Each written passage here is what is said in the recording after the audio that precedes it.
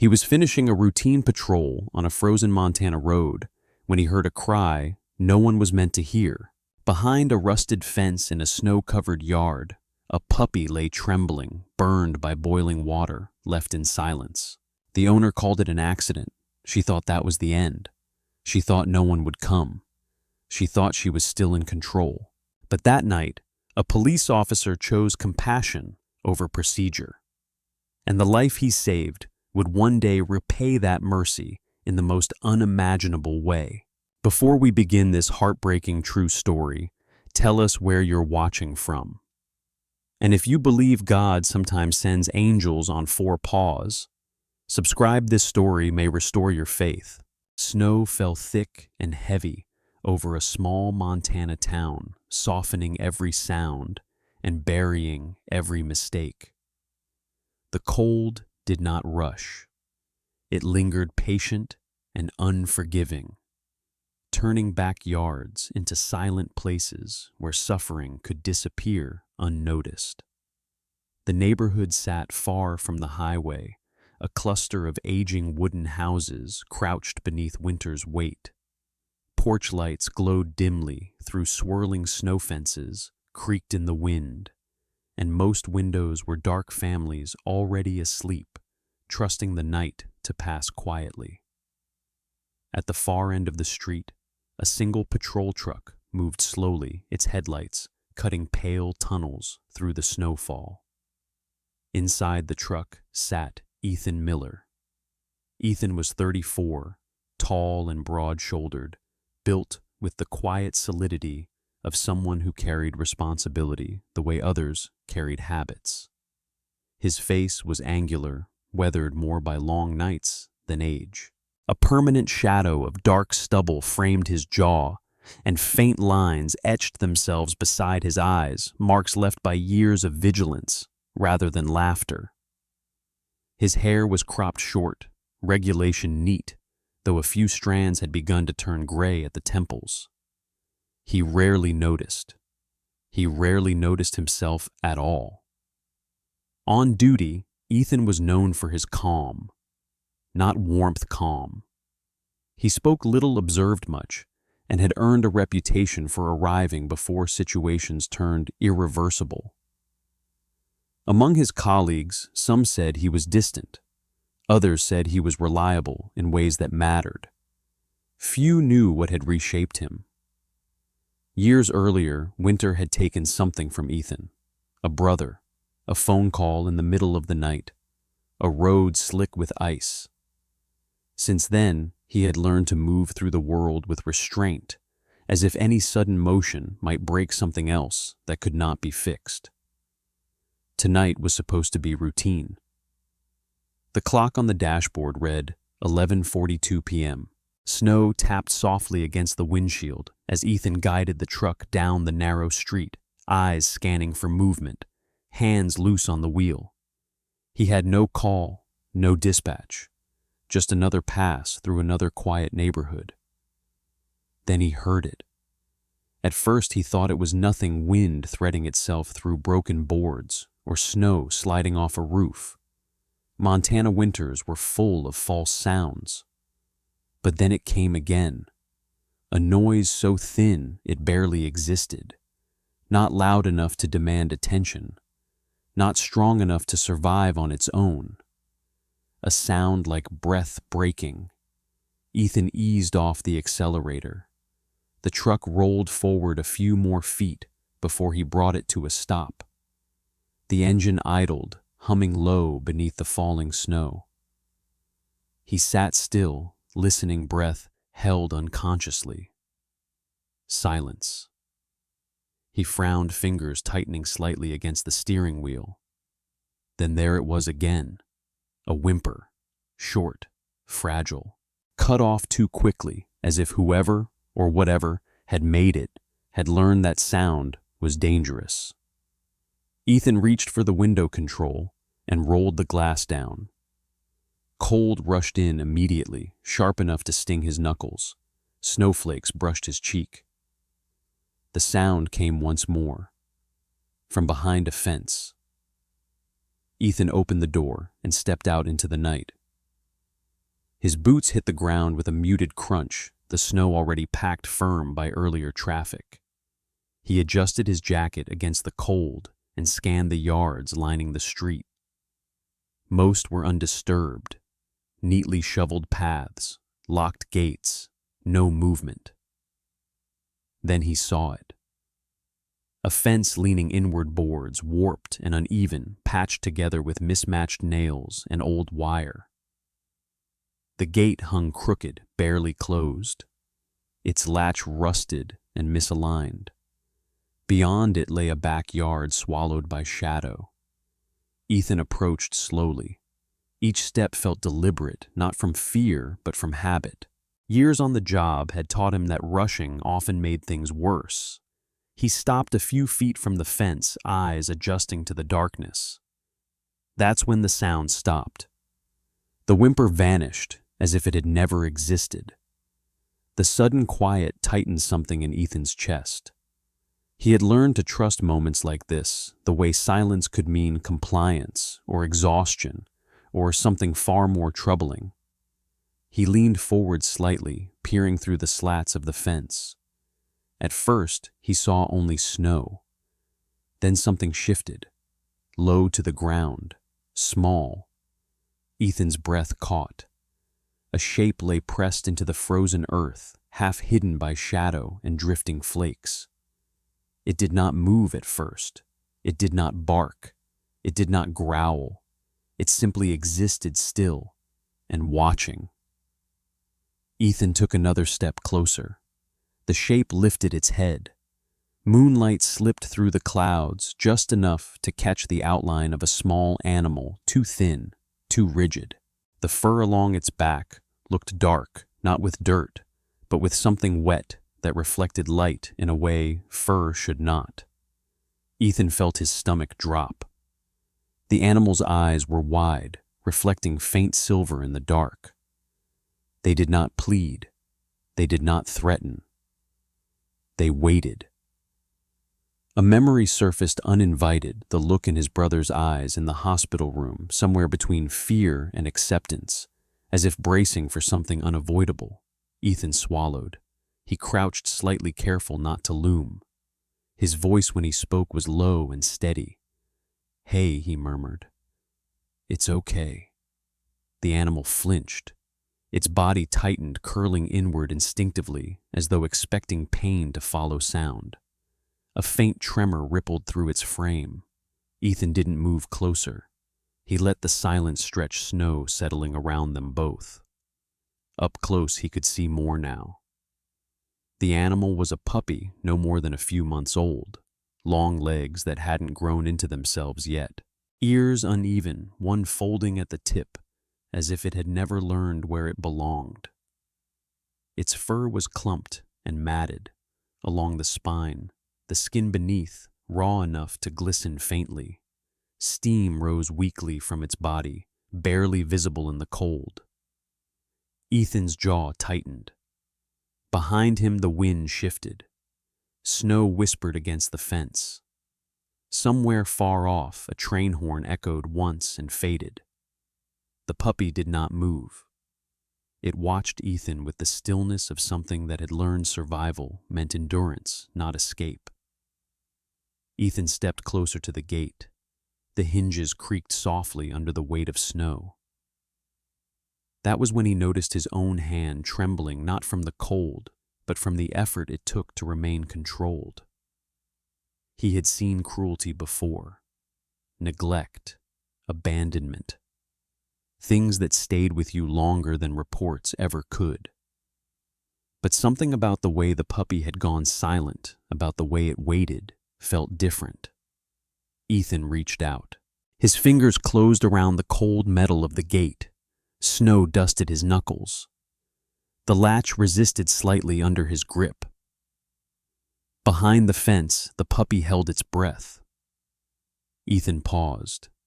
For just a second, the world seemed to narrow to that moment, the snow. The darkness, the space between a man and whatever waited on the other side of a broken gate. Then he began to pull. The gate gave way with a dull metallic sound, stiff from cold and neglect. Ethan stepped into the yard. Up close, the damage was impossible to deny. The puppy lay where he had collapsed, body drawn tight against the frozen ground. His fur was burned unevenly along the spine, clumped and brittle, revealing skin beneath that was red blistered and already swelling. Heat still clung to him, trapped beneath the cold air, a dangerous sign Ethan recognized from training shock was coming fast. The puppy did not try to flee. He watched Ethan with wide, unblinking eyes, every muscle locked in defensive stillness. His breathing was shallow, irregular, as if each breath required conscious permission. Ethan knelt slowly, lowering himself to the puppy's level.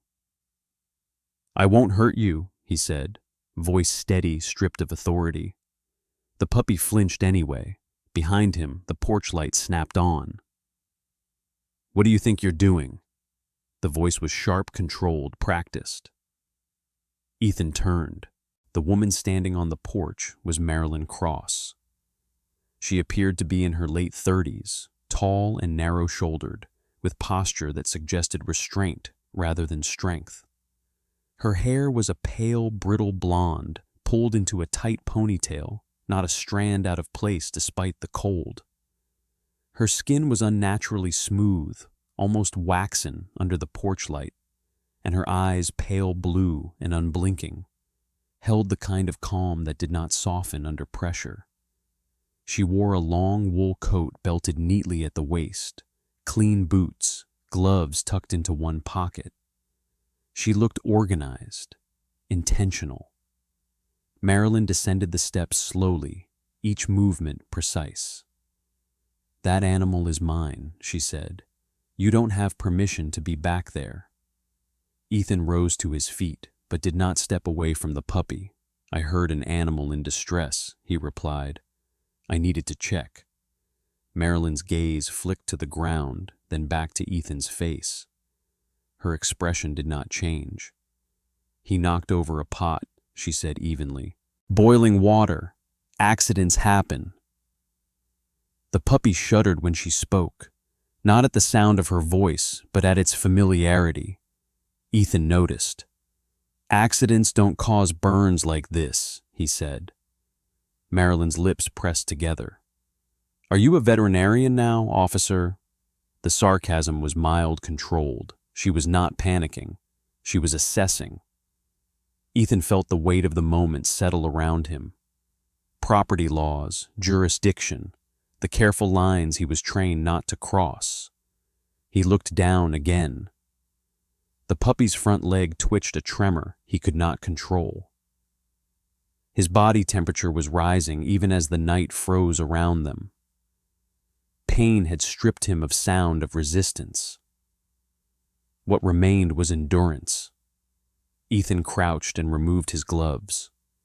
The puppy's eyes squeezed shut, as if bracing for impact. "I'm going to pick you up," Ethan murmured, more to himself than the animal. Marilyn stepped forward. "You touch him, I file a report." Ethan inhaled. He thought of how often paperwork came after funerals, after apologies, after irreversible outcomes. He slid one arm beneath the puppy's chest, another supporting his hind legs. The puppy let out a weak sound, then went limp, surrendering completely. His body was light, too light. Marilyn's composure cracked, just slightly. "You're overreacting," she said. "He's dramatic." Ethan stood, the puppy held securely against his chest. He felt the uneven heat through his uniform, felt the shallow rise and fall of a life balancing on a narrow edge. "This animal is in critical condition," Ethan said. "I'm taking him for emergency treatment." "You can't," Marilyn snapped. "You don't have—" "I'll document everything," Ethan interrupted. His voice was calm but final. "You're welcome to pursue it through legal channels." Marilyn stared at him, her face tightening not with fear but with calculation. "This will come back on you," she said quietly. Ethan met her gaze. "Maybe." He turned and walked away. The puppy did not resist. His head fell against Ethan's shoulder, breath hitching once before settling into a fragile rhythm. Snow brushed against burned fur, melting instantly. Inside the truck, Ethan wrapped his jacket around the puppy without thinking. The heater blasted warm air, and the puppy shuddered violently, then exhaled a long, broken breath that sounded like surrender. Ethan started the engine. He did not call it in. The veterinary clinic glowed like a small island against the storm. Inside, Dr. Lena Harper moved fast. She was tall and spare, dark hair pulled back, eyes sharp behind thin-rimmed glasses. Her voice was level efficient, trained to cut through panic. "Severe thermal burns," she said, after one glance. "Possible shock. We need fluids now." The puppy's eyes fluttered open briefly as he was transferred to the table. One ear twitched. His tail did not move. Ethan stood back as instructed hands clenched at his sides. For the first time that night, doubt surfaced. This decision, this single step beyond procedure, would not stay isolated. It would grow teeth. Consequences always did. But as he watched the puppy breathe, watched strangers fight to keep him alive, Ethan knew something else just as clearly. He would make the same choice again. The puppy survived the night. That was the first thing Dr. Lena Harper told Ethan the following morning, her voice low but steady, as she stood beneath the harsh fluorescent lights of the clinic's recovery room. Snow clung to the hem of her dark coat, already melting into the tiled floor. She looked tired in the way people did when they refused to let exhaustion interfere with responsibility. Lena was the kind of woman who carried herself with quiet precision. In her late 30s, she was tall and lean, with long limbs and a posture shaped by years of leaning over operating tables. Her dark hair was streaked with premature silver and pulled into a loose braid that brushed the collar of her scrubs. Her skin was olive-toned, drawn tight across her cheekbones, and her eyes, deep brown and sharp, missed very little. "He's stable," she continued, "but it's going to be a long road." Ethan nodded once, absorbing the words without celebration. Relief came later in pieces when the body finally allowed it. The puppy lay on a padded mat inside a clear recovery enclosure. Bandages wrapped his back and sides thick and clean, hiding the worst of the burns. His small chest rose and fell in shallow rhythm, each breath a careful negotiation. His fur had been shaved in places, revealing pink skin mottled with healing trauma. He looked impossibly small. Ethan crouched beside the enclosure, resting one hand against the clear panel. He did not touch. He had learned quickly that sudden movements sent the puppy into rigid panic muscles locking, as if bracing for pain that had already come. The puppy's eyes fluttered open. They found Ethan immediately. There was no wag of the tail, no sound, just recognition, not of safety yet, but of familiarity. Ethan was the constant that had followed the pain and the cold and the fear into this bright, sterile place.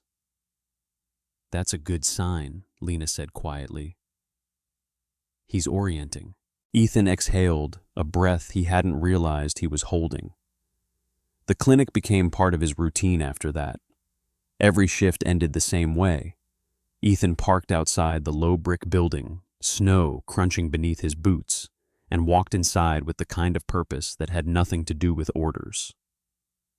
He sat near the enclosure each evening, sometimes for hours, saying very little. The puppy learned his presence by pattern. Ethan never reached in without warning, never stood too quickly, never raised his voice. When the puppy trembled, Ethan stayed where he was. When the puppy turned his head away, Ethan let him. Fear, Ethan understood, was not something you argued with. It was something you waited out. They learned the triggers slowly. The puppy flinched at the sound of running water. A sink turning on across the room sent his body into immediate tension, breath hitching. Metal sounds were worse. The clink of a bowl or the scrape of a cartwheel made his eyes widen, whites showing muscles preparing to fold inward. Raised hands were unbearable. Once, when a technician lifted her arm too quickly to adjust an IV line, the puppy let out a thin, broken sound, his first since the yard. It wasn't a bark. It wasn't a cry. It was a memory escaping. Ethan stayed that night longer than usual. Snow fell outside the clinic windows, thick and steady, turning the world beyond the glass into a blur. Ethan sat cross-legged on the floor, his back against the wall, close enough that the puppy could see him without feeling crowded. "I'm not going anywhere," he said quietly. The puppy did not respond, but he did not look away. It was on the 5th night that Ethan gave him a name. There was no ceremony, no dramatic moment, just the quiet certainty that the puppy was no longer a thing that had happened to him, but a being that would continue. "Scout," Ethan said softly. The word lingered in the room. A scout went ahead, took risks, found paths others couldn't see. The puppy's ear twitched. Ethan didn't repeat it. He let the sound exist unforced the way trust needed to. Recovery was slow. Scout learned to sit again without shaking. Learned that hands could come down gently, not just from above. He learned that warmth didn't always precede pain, that water could exist in a bowl without scalding skin. Some nights were harder than others. There were nights when Scout woke suddenly, body stiff breath, rapid eyes searching for a threat that wasn't there. On those nights, Ethan didn't touch him.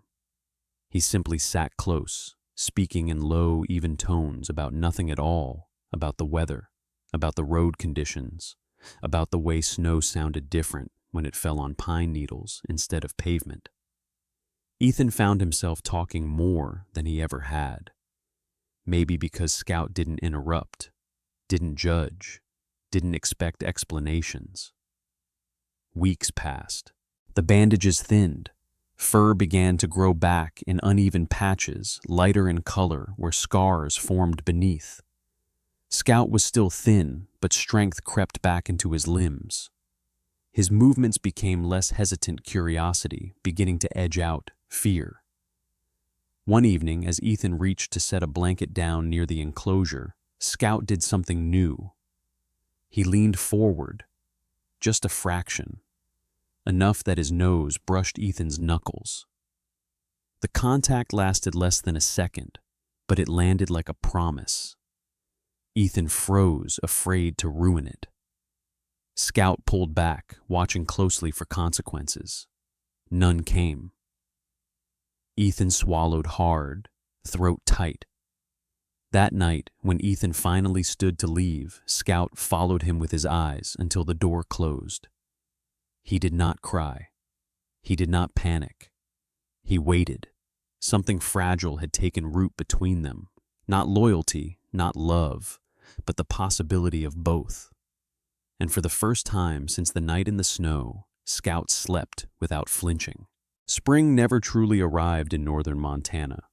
It merely loosened winter's grip enough to let the ground breathe again. Snow still lingered along fence lines and in the shadows of buildings, but the days grew longer, the light sharper. By then, Scout no longer looked like a creature pulled from the edge of death. He was nearly a year old now. His body had stretched into itself lean, athletic, with long shepherd lines and a chest built for endurance rather than bulk. His coat had grown back thicker, darker, along the spine lighter, at the flanks where scars hid beneath fur. One ear still bent slightly at the tip, a permanent reminder of his beginnings. His eyes were amber and alert, always tracking, always calculating. Fear had not vanished. It had been repurposed. Scout walked at Ethan's left side through the precinct parking lot, head-level movements precise. He stayed close without crowding, attentive without tension. When a car backfired nearby, Scout startled, but instead of freezing, he glanced at Ethan first. The habit was unconscious now. Ethan noticed everything. The idea of K9 training had not come easily. He had waited months, letting Scout grow, letting trust settle into muscle memory. But the more time passed, the clearer it became. Scout needed work. Purpose. Without it, his vigilance turned inward, restless and sharp. Ethan submitted the request anyway. The skepticism was immediate. Captain Robert Haynes was the first to say it aloud. He was in his early 50s, thick-necked, with a face weathered by decades of command. His hair was iron gray, buzzed short, his mustache trimmed with military precision. He had spent most of his career believing in rules because rules had once saved his life. "That dog has a documented abuse history," Haynes said, arms crossed. "We don't put trauma on the street." Ethan stood straight, hands loose at his sides. "Scout doesn't fold under pressure." "That's not the same as holding," Haynes replied. The next hurdle was training. Mark Ellison, the K9 unit lead, watched Scout from behind mirrored glass the first day. Mark was mid-40s, tall and angular, with a face carved by skepticism and sun exposure. A thick beard streaked with gray framed his mouth, and his eyes missed very little. He had trained dogs for 20 years and buried 2 of them. "Most dogs like him wash out," Mark said flatly. "Trauma resurfaces when it counts." Scout entered the training yard without hesitation. The space was controlled, but demanding metal obstacles, sharp noises, unfamiliar scents. Scout moved cautiously at first, scanning, reading the environment. When a steel door slammed nearby, his muscles tightened, but he didn't retreat. He advanced. Scent work came naturally. Scout's nose dropped to the ground, movements fluid and efficient. He tracked with precision that surprised even Mark, following trails others missed, adjusting to crosswinds without prompting. When he found the target, he didn't bark wildly. He sat still as stone eyes locked. His recall was immediate, his focus unbroken. But it was the protective drills that changed everything. During a simulated confrontation, a decoy lunged unexpectedly from behind cover. Before Ethan could react, Scout stepped forward, body angled stance wide, placing himself squarely between Ethan and the threat. Not attacking, shielding. Mark's eyebrows lifted for the first time. "That's not training," he muttered. "That's instinct." Weeks turned into months. Scout passed evaluations that other dogs with perfect pedigrees failed. He adapted, quickly learned restraint, as well as aggression, calibrated force with startling intelligence. Where others rushed, Scout assessed. Where others hesitated, Scout committed. On the street, they were seamless. Ethan learned to read Scout's signals, the slight lift of the head that meant a scent had shifted, the change in gait that meant danger had not yet announced itself. Scout learned Ethan's rhythms, 2 matching pace, anticipating turns, adjusting without command. They earned their reputation quietly. A burglary suspect tracked through heavy snowfall. Scout found him crouched beneath a bridge where heat signatures failed. A missing child located hours faster than expected because Scout refused to abandon a faint scent trail others dismissed. A domestic disturbance that turned volatile, Scout positioned himself just enough to defuse it without escalation. People noticed. Some called it luck. Others called it a fluke. Those who worked with them knew better. Scout never forgot where Ethan was. In every operation, no matter the noise or confusion, Scout's body aligned instinctively with Ethan's position. If Ethan moved, Scout adjusted. If a threat shifted, Scout closed the space without waiting for instruction. It wasn't obedience. It was choice. One evening after a long shift, Ethan removed Scout's harness in the locker room. Scout sat patiently, tail resting on the concrete, eyes soft but alert. "You did good today," Ethan said quietly. Scout leaned forward and pressed his forehead briefly against Ethan's thigh, a gesture that had become rare but deliberate. Contact on his terms. Ethan rested a hand on Scout's neck, feeling the strength there, the steady pulse beneath fur and skin. From the other side of the room, Mark watched, arms crossed, expression unreadable. "He's not fearless," Mark said finally. "He's disciplined." Ethan nodded. "He knows what he's protecting." By the time winter crept back in, the name Ethan and Scout traveled ahead of them, not loudly, not officially, but with the kind of respect earned only through consistency. A man and a dog who moved as one.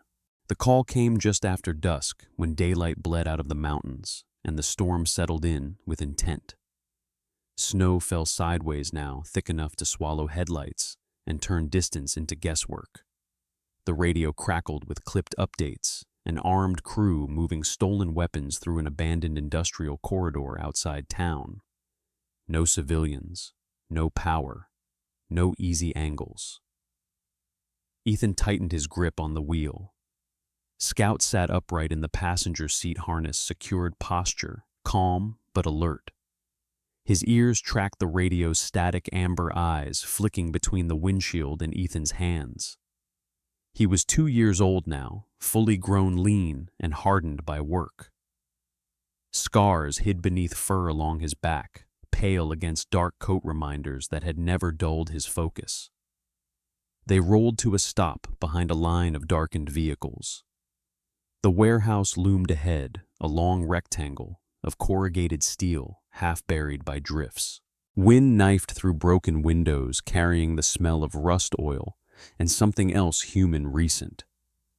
Ethan checked Scout's harness and leaned close. Slow and quiet.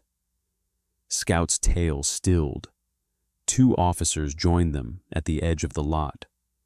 Daniel Ruiz moved first, mid-30s, compact and wiry, with close-cropped black hair and a jaw set by years of street work. His eyes were restless, always counting exits. He had grown up fast after losing his father to a convenience store robbery. Caution lived in his bones. Behind him came Megan Holt, taller, broad-shouldered, with a long auburn braid tucked into her collar. Her face was freckled and open, but her gaze held steady confidence. Former National Guard, calm under pressure. She carried herself like someone who expected chaos and prepared for it. They exchanged nods, no chatter. Snow swallowed sound as they advanced. Scout's nose dropped immediately, cutting a shallow arc across the drifted ground. His gait shifted, shorter steps, head low. He paused once, ears angling left, then corrected course without a word. Inside the warehouse, darkness pressed close. Their lights stayed low beams, narrow, swallowed by falling snow that had drifted through the broken roof. Footprints crossed the concrete floor in uneven lines, fresh and hurried. Scout stopped. His body went rigid. Ethan raised a fist. Somewhere deeper inside, metal scraped. A shape moved behind stacked pallets, too quick to track, too deliberate to be nothing. They advanced another 10 yards. The first shot shattered the night. The sound ricocheted through steel and concrete, a sharp crack that flattened distance. Ethan ducked instinctively, pulling Scout close as a second report punched the air. Dust burst from a pillar inches away. "Contact Daniel," shouted. Shadows split and reformed, muzzles flashed. Snow blew in through shattered windows, turning every breath into ice. Scout surged forward, not reckless, decisive. He cut left low and fast, placing himself between Ethan and the movement ahead. His growl cut through the storm, controlled and warning, anchoring Ethan's position even as chaos flared. Megan fired once, then repositioned boots, skidding on ice-slick concrete. They're deeper in 2, maybe 3. Ethan tracked Scout's line. The dog's body language told the story: scent, strong movement, erratic. Not a clean escape. A trap being set. Another shot rang out closer this time. Concrete chipped. A pallet toppled with a crash. Scout lunged again, then stopped short, hackles lifting. Ethan felt it too late. The space ahead opened into a wider base ceiling, collapsed enough to funnel sound and snow into a blinding swirl. Visibility dropped to arm's length. The wind howled through torn metal like a warning siren. Back, Ethan called. Scout hesitated one heartbeat, then obeyed, sliding back to Ethan's side as a figure broke from cover on the right. Daniel returned fire. The figure vanished. Breath fogged. Time stretched. Scout pivoted sharply, pulling against the lead, not forward this time, but across Ethan's front, forcing him half a step back. A shot cracked where Ethan had been standing a moment earlier, the echo punching the chest. Ethan's pulse spiked. They were boxed in. Megan's voice cut through the roar. We're pinned angles everywhere. Scout's eyes never left the dark. Another shadow moved closer than it should have been. Too quiet, too fast. Scout launched, not toward the shadow, but into the space between it and Ethan, body-angled muscles coiled. The movement broke the line of fire, buying seconds that felt like air. Ethan dragged Scout back, heart hammering. Hold Scout stayed vibrating, focused, ready to go again. More shots, more movement. Snow thickened, swallowing sound, until it was impossible to tell where the next threat would come from. Ethan realized with cold clarity that they had underestimated the crew. The layout, the weather, the margin. Scout leaned forward once more, weight-shifting eyes locked on the dark, as if he could see through it. Ethan tightened the lead. Whatever waited in that warehouse was closer and more dangerous than any of them had planned. The sound came from behind. Not loud at first, just the soft scrape of boots on concrete, swallowed by the wind, but Scout heard it. His head snapped around ears, pinned back body already moving before Ethan's mind caught up. Scout Ethan began.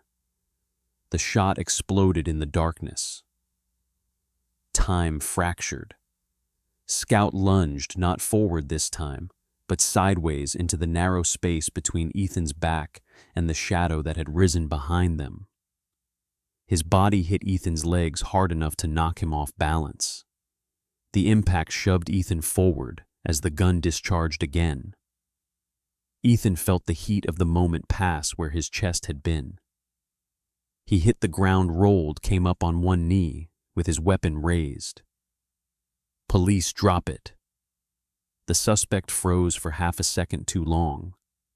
Daniel's flashlight cut across the bay, blinding white against snow and steel. Megan moved in from the flank weapon, steady voice sharp and commanding. "Down. Now." The man hesitated, then bolted. Ethan fired once, not to kill, but to stop.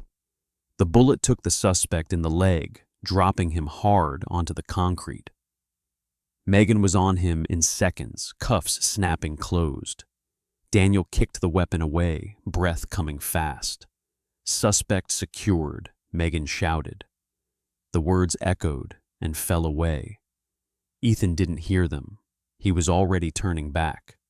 Scout lay on the concrete where he had fallen. Body still, breath shallow. Snow drifted in through the broken roof, melting as it touched his fur. His amber eyes were open, fixed on Ethan, not panicked, not confused, just steady. "No," Ethan whispered, sliding to his knees. "No, no, no." He pressed his hands to Scout's side, feeling warmth beneath fur, feeling life slipping through his fingers. There was no blood sprayed across the floor, no horror made for spectacle, only the quiet, terrible certainty of what had happened. Scout had moved exactly where the bullet was meant to go. Megan knelt beside them, her face pale beneath the harsh light. She checked quickly, then looked up at Ethan, jaw tight.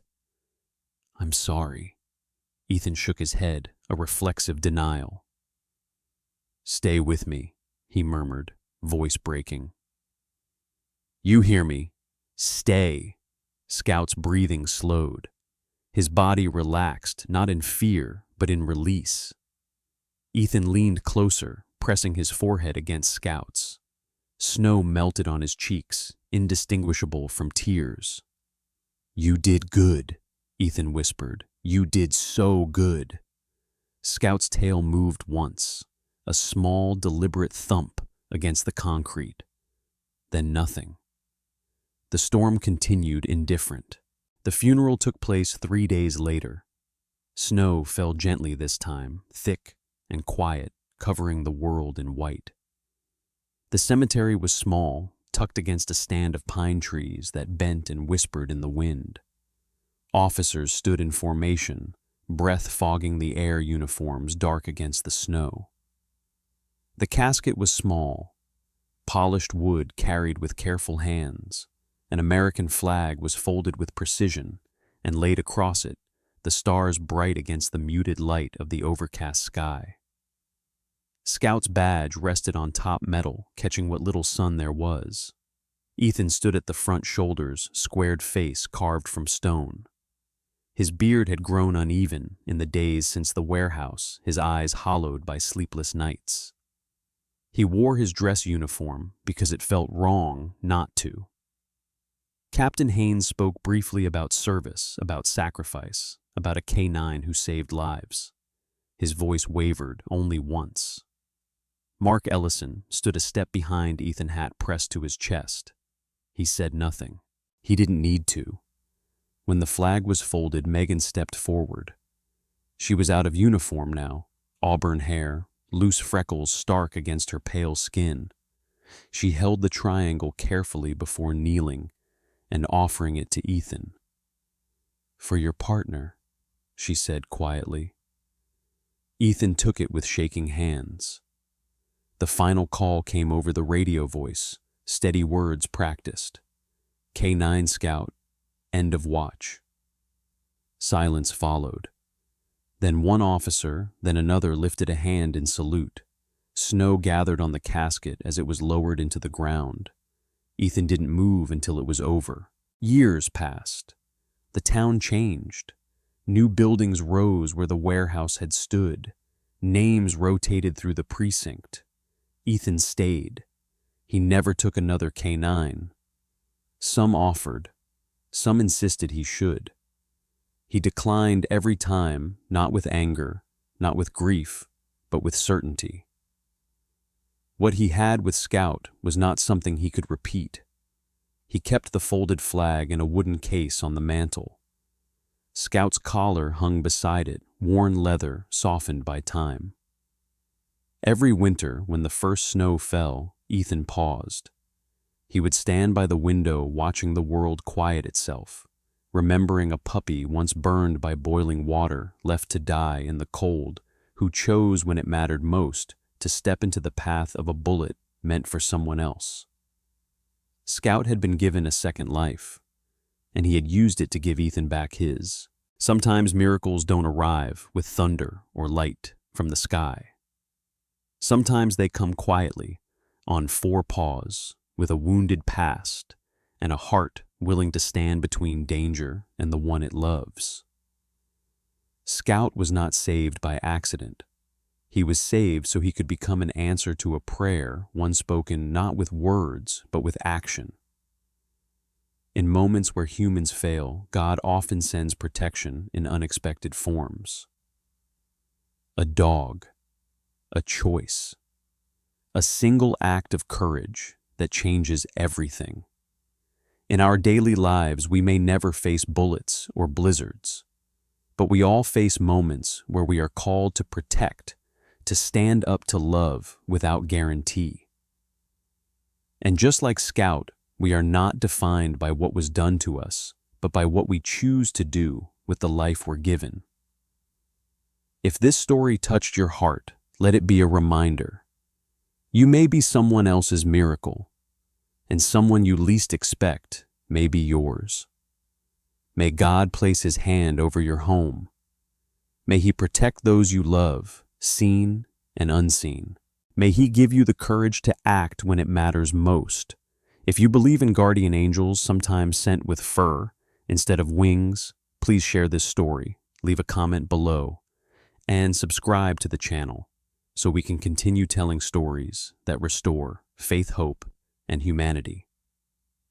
God bless you, and may peace walk beside you every step of the way.